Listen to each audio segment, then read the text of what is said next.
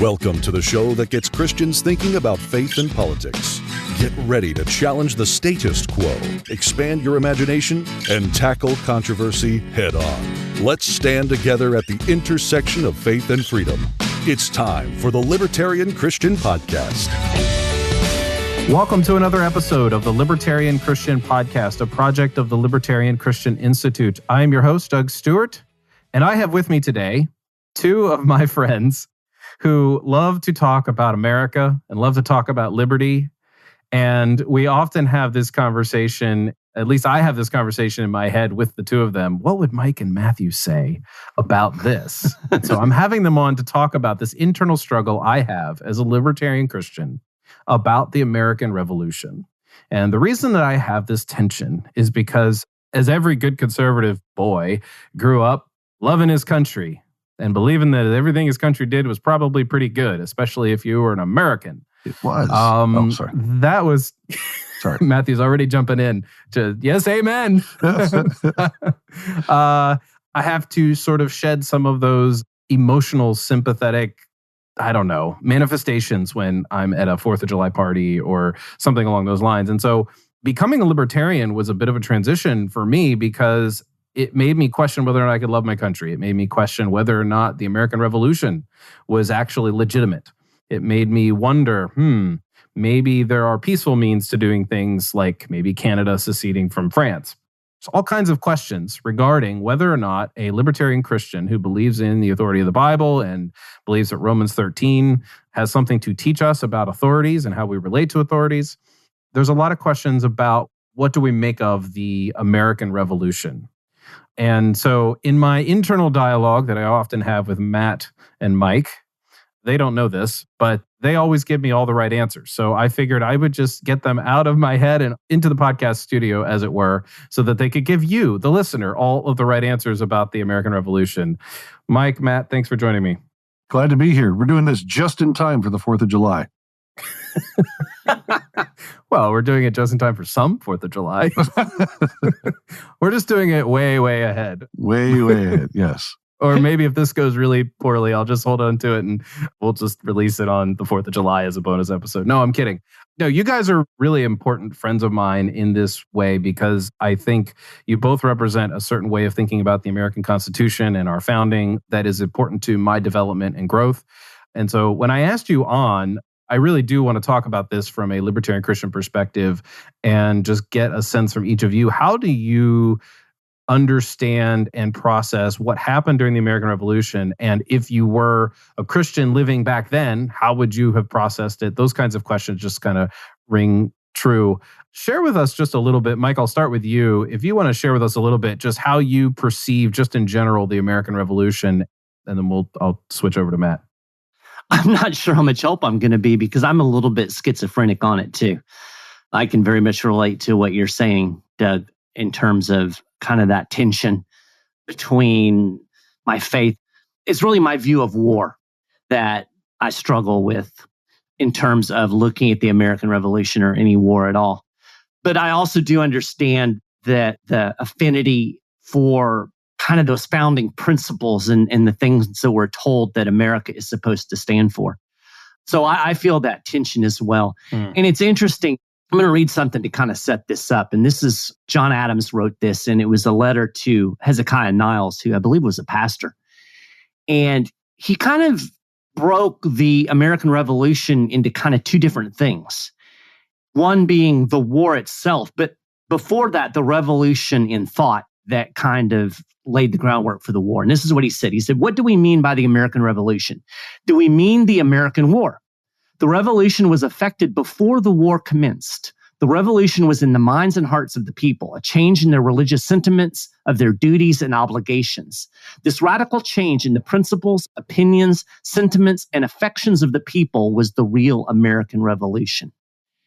I have a great deal of affinity, and I think this was generally a good thing, this revolution in thought. So what was he talking about? He was talking about, first off, the idea that government is not sovereign over the people. The people are actually sovereign over the government. And that was something that was a radical idea that came from writers like John Locke. They came from Algernon Sidney, I think I said his first name wrong, who actually was executed for writing very similarly to John Locke and for basically saying that kings don't have any legitimate right to rule over us, in any kind of moral or ethical sense.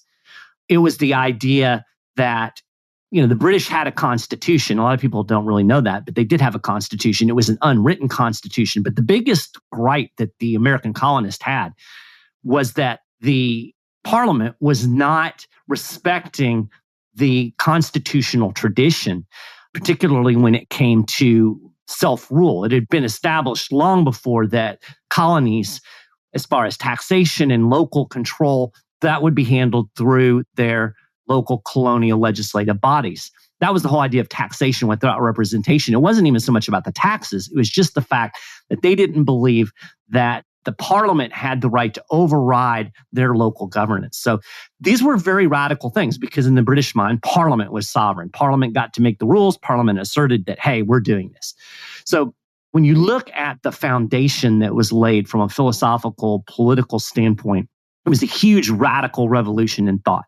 And I think that revolution in thought was a net gain for the world. I think it was a step toward a more liberal society, and I mean liberal in the libertarian sense, where we're the controllers of government. And this was radical. And then you see people like Thomas Jefferson taking a step later in his life, even talking about the idea that, hey, maybe this Constitution thing shouldn't bind future generations, that each generation should make its own decision. So they were on a very libertarian track, someplace that I would go down. That all said, I have a big struggle with the war, and it's more of a general struggle. I still have the hoorah, America, yay kind of thing, because that's what I was raised with. But in my heart of hearts and in my mind, I don't think you're ever going to get true liberty and freedom through a violent revolution, because you are establishing the new thing on top of the primary philosophical bedrock of the old thing, and that's violence, force, and coercion. And I think if you lay the government on the foundation of violence, force, and coercion, you're going to end up with more violence, force, and coercion, and that's exactly what we have. And I look back at the history, and we look at the American Revolution, and we're free, yay! And you mentioned Canada. Canada's every bit as free as the United States without a bloody war. So I can't really sit here and say that that war and the killing that was involved in it was justified, especially as a Christian. And this comes from my position that isn't quite pacifism, but is darn close to it. I'm not an individual pacifist, so if somebody physically assaults me, I'm going to do what I have to do to end that physical assault. I would use violence in that. But as a Christian and as a citizen of the kingdom of heaven, the United States isn't really my kingdom, and I don't feel like I have any place to get into another kingdom's wars. Let it play out how it's going to play out. So from that standpoint, I'd probably be a Quaker. I'd be like, this is cool from the philosophical standpoints, but I'm not picking up a gun. So that's kind of where I am, and maybe that's a little bit schizophrenic, but... No, I think it has a coherent sense of thought. I mean, the impulse to reject the idea of a war, but also embrace the, for lack of a better word, ideology or principles of freedom, I don't think those are schizophrenic at all. Right. Matthew, did you grow up in a similar environment that Mike and I did, where we were like, rah, rah, America, and it's tempered now? Or like, where do you stand on your views on the American Revolution? Yeah, it was the 80s. It was a time of Ronald Reagan, and America is in its morning time again. And, City on a hill, right? City on a hill. We're going to rediscover the beauty of America. And frankly, I actually thank God for that time period, because there was a growing cynicism in the U.S. that I think could have led to some disastrous policies in the end. However, that being said, growing up, my view of the American Revolution is tempered by, I would like to think, at least a correct view of history. And to kind of look back on it now with all of the information that I have is to kind of ascribe a level of bigotry that I think is due to our founding fathers, because they were working with a completely different set of parameters and inputs and things that they didn't quite know about them. To many of them, the biggest scourge on human existence was slavery. I know that may be a shock to some people who constantly see the founding fathers as just slave-owning white men, but a lot of them had internal spiritual struggles with it. And there were others who thought that the biggest pressing issue was colonialism itself and the king's rule from over the seas. So they have a lot of different inputs that they were having to deal with. And I was always trying to put myself in their mindset. And I'm glad what Mike was actually saying, because they were dealing with some brand new thoughts and ideas that were springing from Locke and from others that I even think goes back even further than just that, all the way back to, I think, the Reformation, because that was really the beginning point to say, wait a second, I don't have to follow lockstep what the Catholic Church says. And, I can question my sovereign king as an individual. Was they saw themselves, the individual man saw themselves as the vassal of their Lord, and their Lord was a representative of the king, and the king was instilled by God.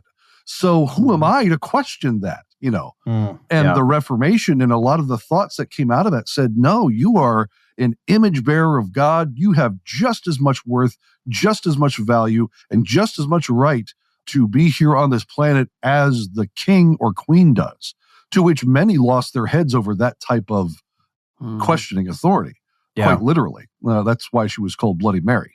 So anyhow, thinking about it from a Reformation standpoint, there was a lot of work that was done that was rather bold by our founding fathers to say that questioning the king on his activities in the colony was not just wrong legally, but it was wrong morally and spiritually.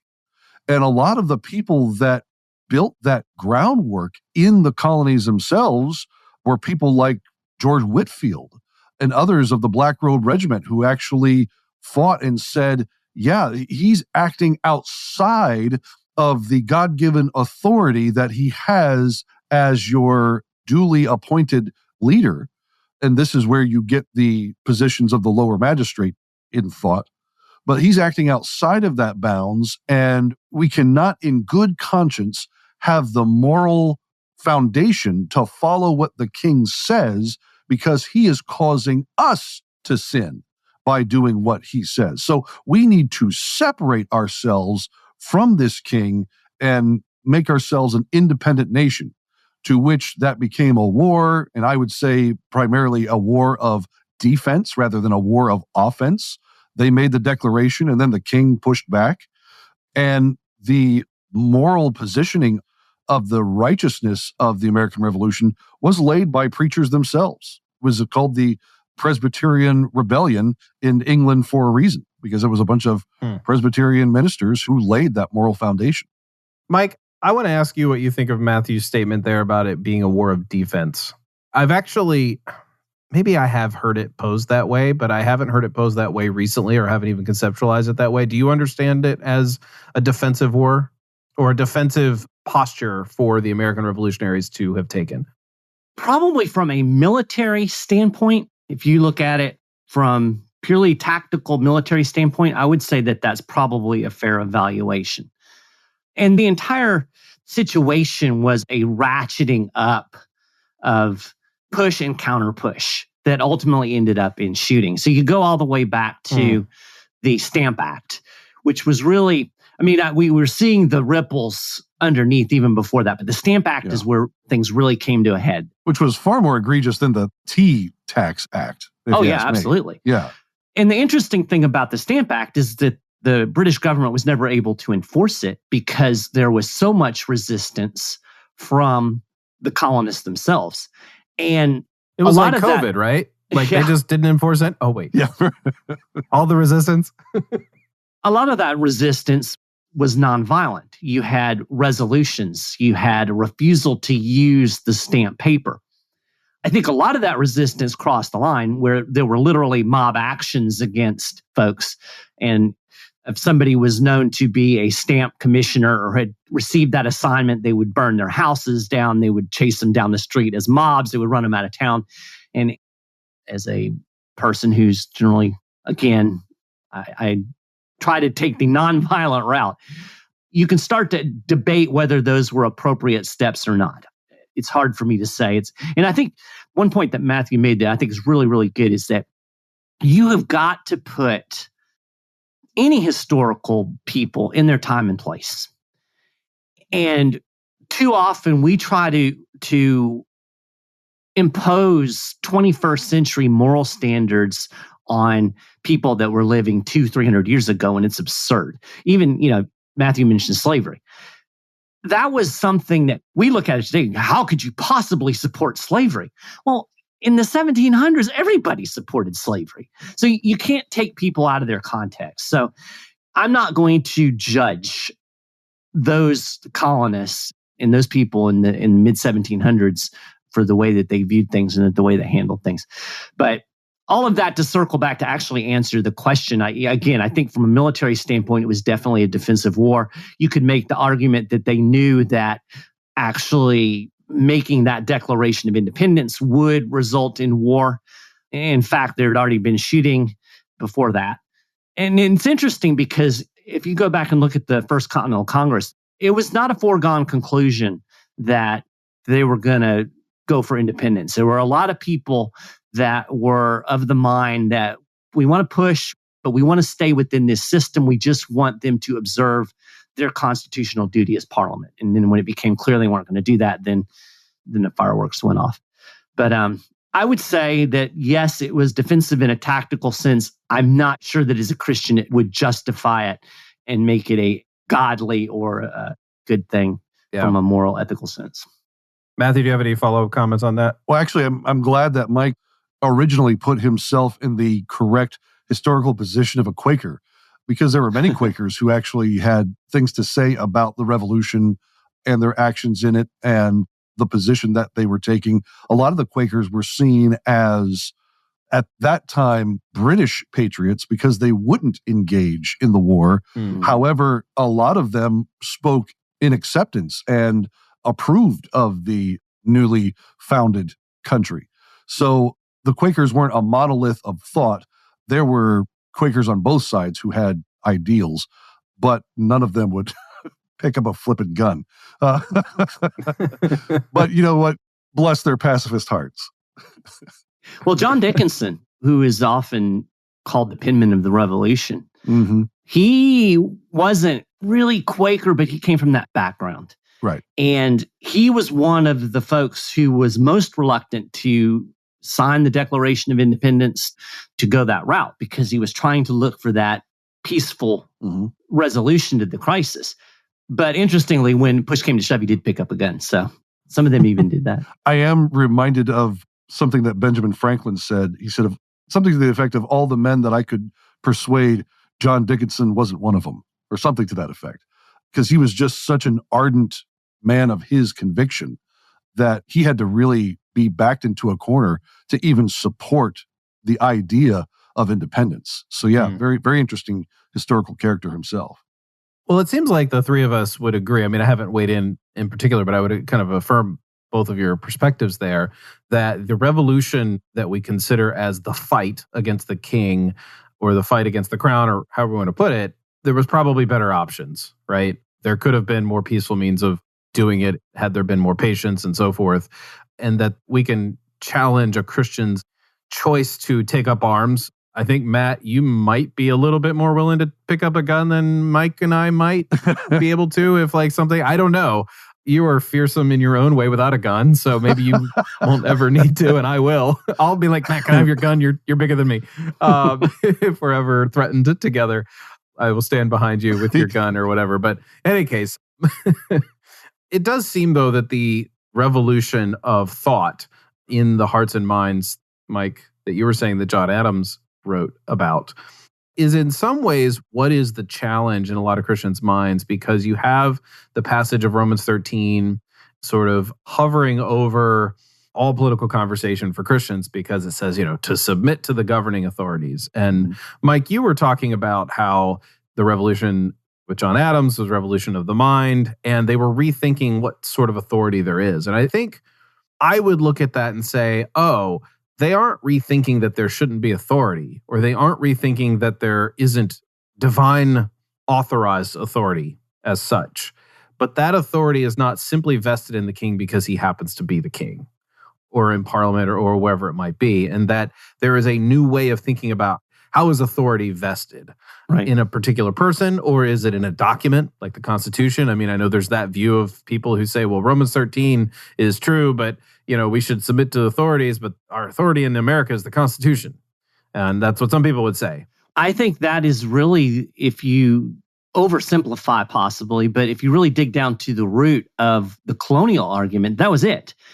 Their assertion was that anything that was outside of the Constitution, and again, it was unwritten, so it was a little bit more nebulous, which honestly is the entire reason. Of the problem. Yeah. Right. That's the entire reason that we have a written Constitution, is because they look back. Well, it's a good thing that it's so clear now and no one disagrees on the interpretations, right? Well, and I think that tells you a little bit something about the nature of government, that no matter what revolution you have, you're going to end up with this same problem. Yeah. But that was their assertion, that anything that Parliament did that was outside of that constitutional realm or was changing the rules in the middle of the game, which is essentially what Parliament was doing, they literally said it is void and of no force. So their argument was that there's no authority here, and so therefore we're not going to do it.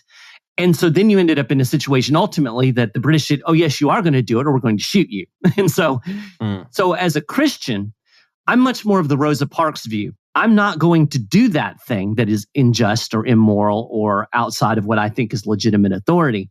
But I'm not going to punch the bus driver when he comes and tries to tell me to get out of the seat, or I'm not going to punch the cop when he tries to take me to jail. That's how I read the authorities. Not do what they say, but I'm not going to physically rebel against them. Yeah. But then what if the bus driver comes to the back of the bus, takes your child from your arms, and holds a knife up to his throat?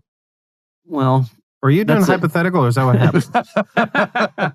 Well, what I'm basically saying is, hypothetically, that's what happened in the issue of the revolution, was that a lot of these guys said, yeah, we don't want to fight.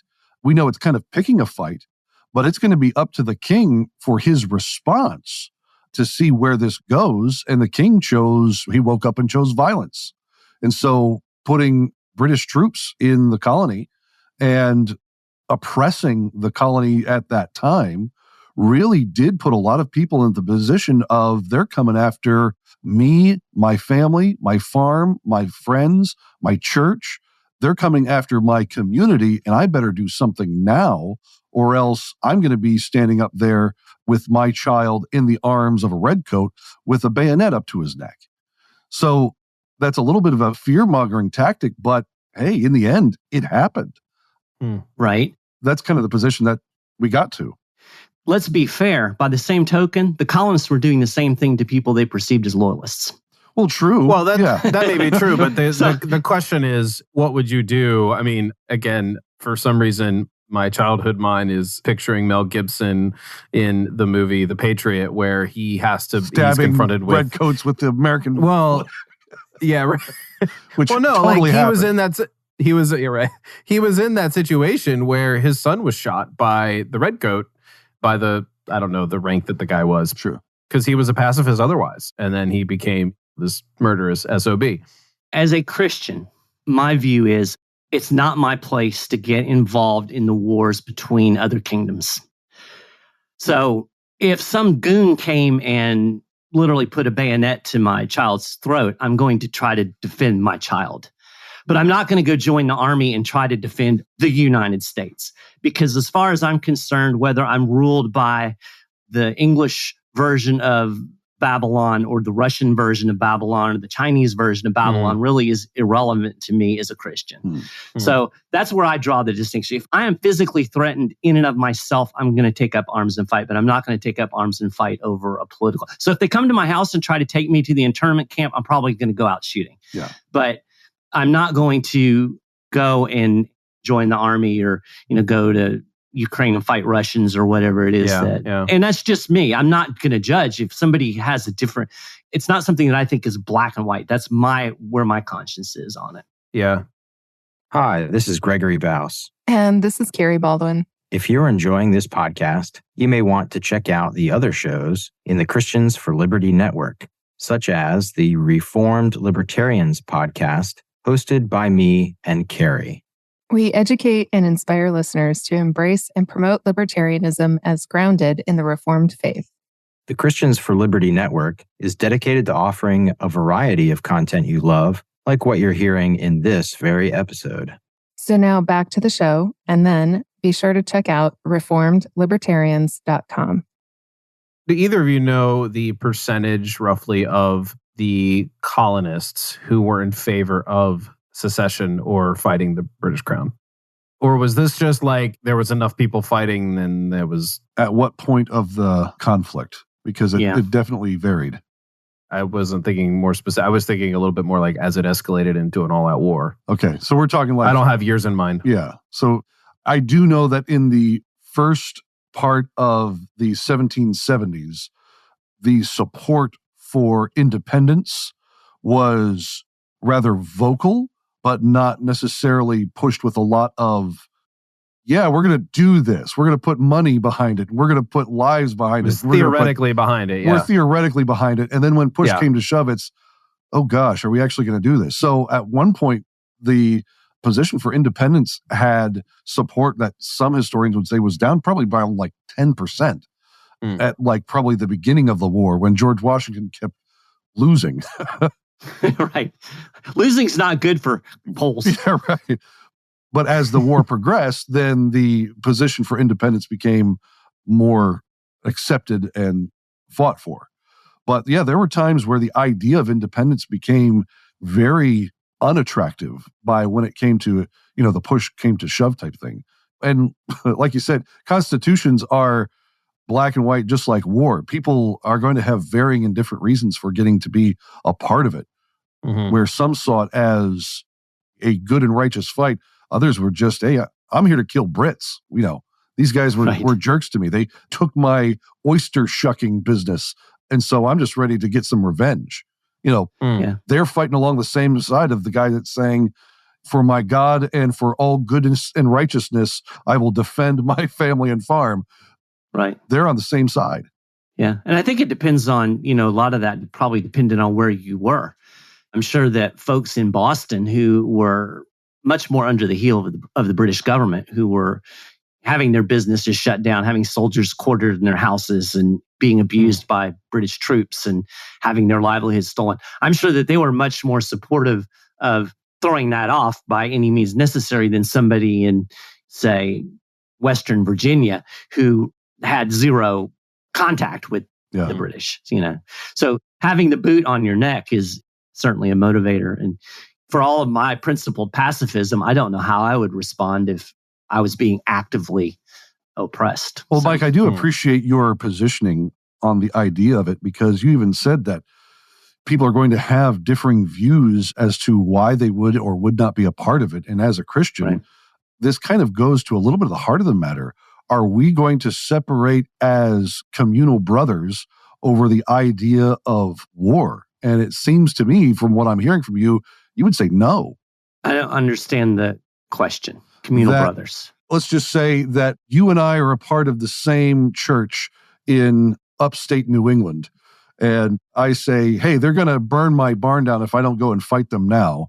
And you say, well, I'll wait until they come for my barn and then I may fight, but I'm not joining the Revolutionary Guard. We would still be able to be in the same church parish together without coming to blows, because I may decide to pick up arms and you don't. Oh, yeah. Yeah. I mean, that's just my nature. I can't be your conscience, right? I can have my ideas about what I think you should do, but it's not my place to judge you, especially in situations where, when it comes to things like the issue of violence, I think it is fair to look at the scripture and come down in a variety. It's not here at this point, there's a range of things that I think you could conclude, from outright pacifism to just war theory. I think all of those things could be upheld and justified. So I'm not here to judge anybody's position. And again, I don't know how I would respond in any hypothetical situation until you put me in it. I try to look at the way the early church handled Roman persecution. And I mean, I guess you could argue that the reason that they didn't rebel in a violent way is they didn't have the numbers or the ability to do so. But I think there's something powerful in the idea of martyrdom. And I remember not too long ago, by that I mean within the last 5 or 6 years, there was an incident in the Middle East where this was during the ISIS, kind of the height of the ISIS period. And they came into, I believe it was a Syrian church, and basically wiped out the church. Yeah. And the priest was either not there, I can't remember the circumstances, but he actually preached a sermon in his broken up church about how we have to love these people. And so that's the model. Wow. That's the ideal that I would strive for now. Yeah. Would I live that out in real life? So I want to ask a question that, of course, in hindsight, you have the ability of reflection because we're sitting here in our comfy offices using an online product to help us communicate with each other. We can see each other. We can enjoy time together and actually entertain these kinds of questions. And so I realize that we're literally using magic here, folks. Yes, that's true. Yeah. So in our magical world, if we go back to the real world of 1776, when real history started, says Ron Swanson, although Matt apparently puts it back to the Reformation. The Reformation, yeah. Well, and I think that's a really good point, Matt. Yes, I think it does go back to that. I think that's where the roots, because Locke and Sidney and others came out of that. Yeah. And their arguments, it's interesting because if you actually read, most people focus on the second treatise of government by Locke. Most people have never heard of Sidney. But their arguments were very much theological arguments. Yeah. And because the argument for the sovereignty of kings was a theological argument. They said, well, Adam was the king. And, so it was very much rooted in a theological foundation that was obviously rooted in the Reformation. So that's a good point. To which I believe the politics was weaponized at that point against people of good conscience. But anyhow, Yeah, well, I was going to ask a question and my sentence structure sort of dissolved into just talking and then you guys commented on it. No, we just started talking, so there was never a question. No, there wasn't, but here's what it is. If you were to think of how you would like to have responded, were you to have the audience of someone like, say, Thomas Paine or even Jefferson, we didn't have a microphone, but you're living back then. And I realize we could pick a particular year, but let's just say at the height of heightened eagerness to be an independent nation, what would you tell the colonists if you were writing a tract? Knowing what you know now, not like necessarily historically, but knowing your theological presuppositions now, where you stand, what would you like to preach at the colonists if you could go back and do that? Wow.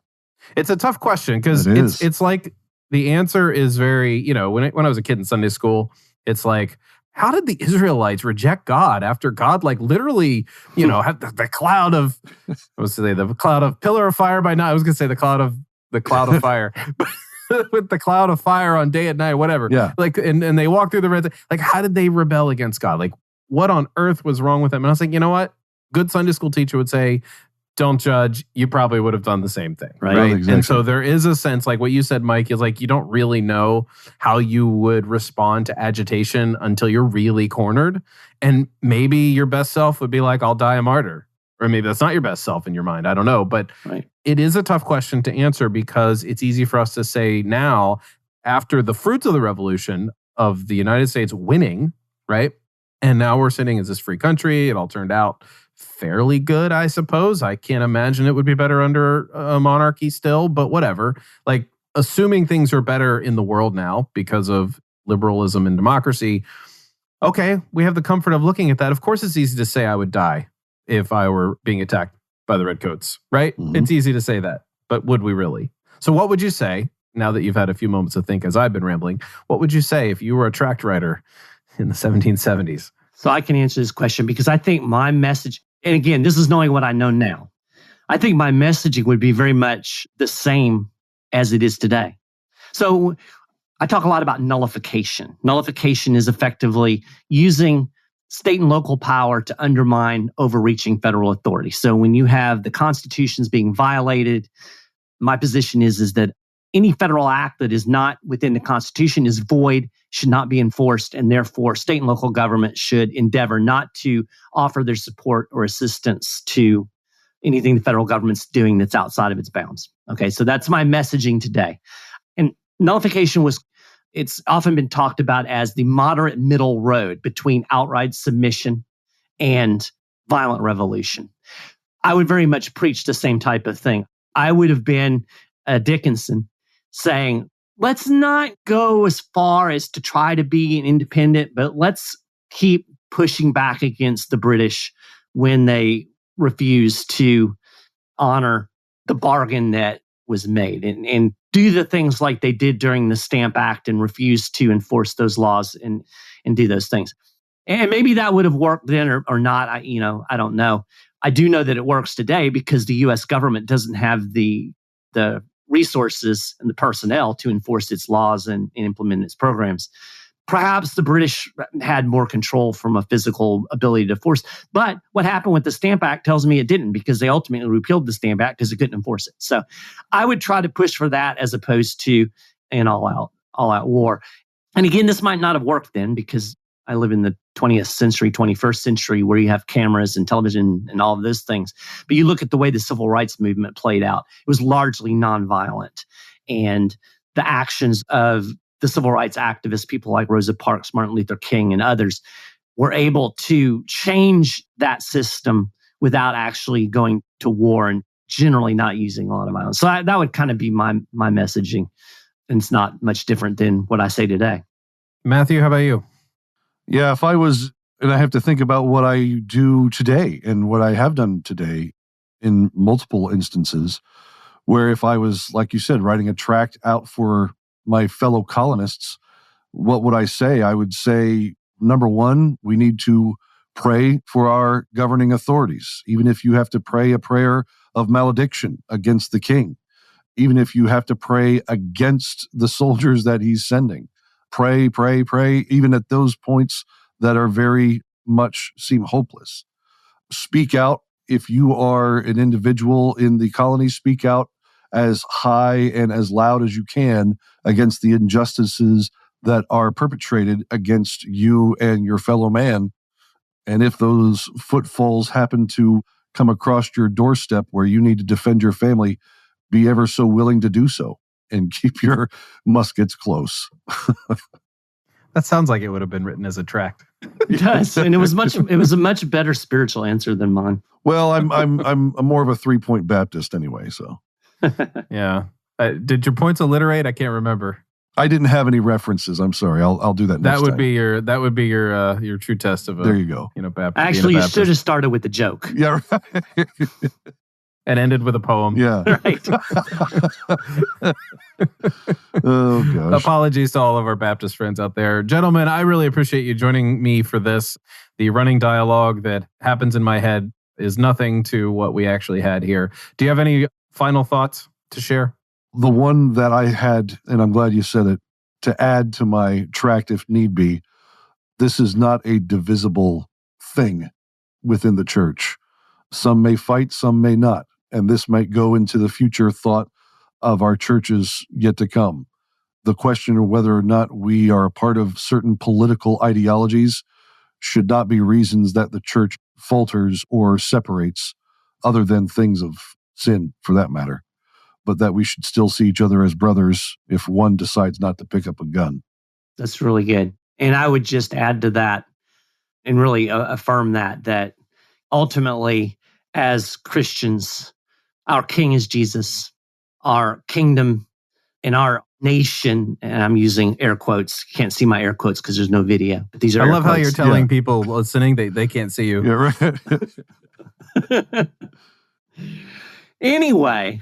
But our nation. Now I've lost my train of thought. But our nation. But our nation is the church. That's where our first allegiance is. And I think Matthew speaks to that. We have to come together as a body of Christ and love each other and support each other. And we are going to differ in our political views. But as Jesus said, there is no Greek, there's no Jew, there's no Democrat, there's no Republican, there's no Libertarian. Yeah, I just took a little bit of a leeway with scripture there. I was about to say. No, it's all good. That would be a very Jewish way of just sort of adding to it and commenting on it. It's just sort of kind of going that way. So I'm going to make one last note before we wrap up here, is that when we were discussing this topic in our group chat with the Christians for Liberty hosts, we were given some suggested resources that we actually did not talk about. So I'm going to put those in the show notes page for further reading, because these are highly recommended by other network hosts of the Christians for Liberty network. And of course, I'm going to wrap up with letting you know that both Matthew and Mike have shows on the Christians for Liberty Network, the Godarchy podcast, and Matthew does Good News, Bad News, where you can see him make fun of politicians, make jokes, and snicker and mock me for writing bad jokes for his scripts. So, in any case, I hope you go and check out their shows as well. But for this episode, Mike, Matt, thanks for joining me. Hey, we should do this again sometime. I think this is a topic that we could not dig a deep enough well on. Yeah, that's very true. I'm down. That's great. Well, we'll see you here again sometime. Thank you for listening to another episode of the Libertarian Christian Podcast. If you liked today's episode, we encourage you to rate us on Apple Podcasts to help expand our audience. If you want to reach out to us, email us at podcast@libertarianchristians.com. You can also reach us at LCI Official on Twitter. And of course, we are on Facebook and have an active group you are welcome to join. Thanks for listening, and we'll see you next time. The Libertarian Christian Podcast is a project of the Libertarian Christian Institute, a registered 501c3 nonprofit. If you'd like to find out more about LCI, visit us on the web at libertarianchristians.com. The voiceovers are by Matt Bellis and Catherine Williams. As of episode 115, our audio production is provided by Podsworth Media. Check them out at podsworth.com.